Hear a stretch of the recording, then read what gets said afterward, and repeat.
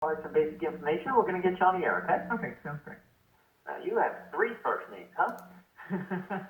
Technically, I guess I do. All right. So you are Deborah Colleen Rose. Yes, Okay. And you are a professional spiritual and life coach. yes. And you're in Dallas, Fort New tongue. I have to order one on Amazon, but they're not shipping it. Dallas, Fort Worth area of Texas. Yes. All right. So if you are ready to go, you're going to hear my theme music play.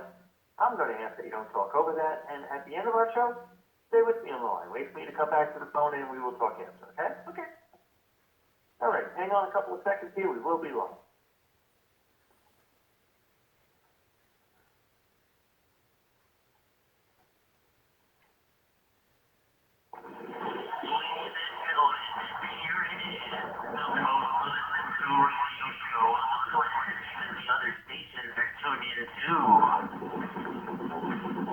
You're listening to Business Talk Radio, where we take business to the next level.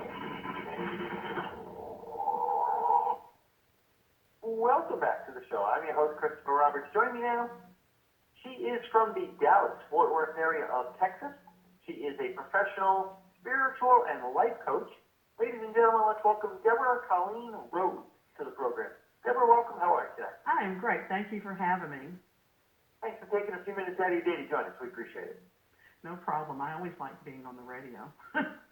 All right. Well, sounds good to me. And why don't you start us off? Tell us a little bit about who you are and what you do.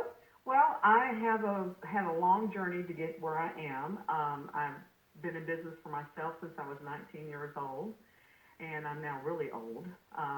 So I've owned a private investigation company. I've owned bail bond companies, and through the course of dealing with people and their unhappiness, I realized that a lot of these problems could be avoided.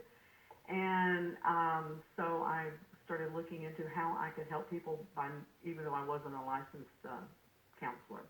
And that's when coaching came into my life. And then I also did a lot of volunteer work for the National Alliance of Mental Illness, and then became the education director here in Texas for several years, working with mental health issues. And everything really just kind of started making sense for me in my life. Everything overlapped.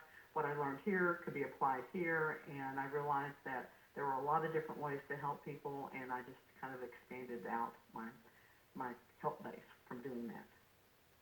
All right. So now, is there any real background that you need, or background or training, to be a spiritual or life coach? Well, the spiritual thing comes from my faith and the things that I do for my spiritual world. Life coaching, we actually have a nonprofit here in the Dallas-Fort Worth area called the Council of Families for Children that trains people on how to do life coaching and certifies them, because there's not a lot of regulations out there regulating that industry. So we saw a need to have some controlled training and also to offer a support system for people. And I'm on the board of directors with that group. And so we came up with this process, and it incorporates problem management, problem-solving techniques. It uses a lot of neuro-linguistic program strategies, which if you know the name Tony Robbins, you know what NLP is, because that's what he does in a lot of his exercises and training. And then we also have another tool that we use called handwriting therapy, and it helps people to overcome trauma and depression by doing exercises through handwriting. All righty. Now, the fact that you don't need to be certified to be a life coach, what are some of the benefits of that as opposed to not being? Well, the benefits for the individual that's doing the coaching is they don't have anybody to regulate them. It opens the door for how they handle their taxes. But the downside is there's no way to really regulate the quality of services. And for years, a lot of people were promoting themselves as life coaches just because they had retired from IBM and they had 35 years of business experience. So there is a need to have some regulation in the industry, that, at least in my opinion, which is why we came up with the program that we have at the council, so that we could say these people meet these certain requirements. If you have a problem, you can come to us. If you're not happy with the services and that type of thing. So there's an upside and downside to anything like that. Yeah, it says that you've, even though you don't need to have the training, you've experienced the training. You know what you're doing, right? Exactly, and not everybody knows. You may know how you handled it, but how do you teach that to someone else? And there's a process to teaching, and just because you've had success in something you do doesn't necessarily mean that you're going to be able to go and convey that information in a quick and easy to understand and concise manner. So we teach them how to do that, and we teach them about clear communications, and we teach them how to have empathy, because frankly, if you tell me you like everybody you meet, I'm going to really question that.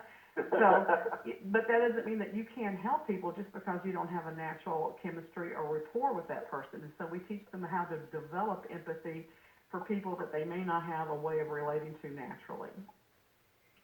All righty. Now, when somebody reaches out to you for the first time, what are they looking for? What do you see the most of? Most of the time they're stuck. And, the common definition of insanity is to keep doing something the same way over and over and expecting different results. And that's what happens with most people. The reason why they're stuck, though, is they don't know what else to do differently. And so if you give a person more options, they're more likely to be successful. And that's what a good coach does. A good coach helps you to define what you can do, what tools you have to do that, and what do you need to go and learn or buy or hire so that you can be more successful. All righty. I think I've heard that phrase once before. I could be wrong, but I bet you have. yeah. I don't do a lot of things originally. I just take what people have done and I try to put some finesse to them. Oh, there you go. All right. Now, where do you see yourself moving forward? What's going to be on tap for you? Well, right now I'm looking to move more into the spiritual component of coaching, because what I'm seeing now is that there's a hunger for something bigger than we are. Especially now with this quarantine that's going on, people are really starting to assess the quality of their lives and what's motivated them in the past. And so while I have a certain faith that I live in, it doesn't mean that I can't relate to other ideas of faith. My husband and I are very different in our belief system. So my goal is to find a way to reach as many people as possible to help them figure out that gap that's missing for them, because we are whole people. Whole is holistic. Holistic is mind, body, and spirit. And you can take care of the mind and you can take care of the body, but if you don't take care of the spirit, you're not going to be balanced. And that's what I'm looking to do. All right. So how can my audience reach out and contact you to find out more information? My name is Deborah Colleen Rose, and that's DeborahColleenRose.com, and my phone number is 972-494-3232. All right. Well, it's been an absolute pleasure having you on the show today. Thank you so much. Thank you for having me. You are absolutely welcome. And for everyone else out there, do stick around. We will be right back.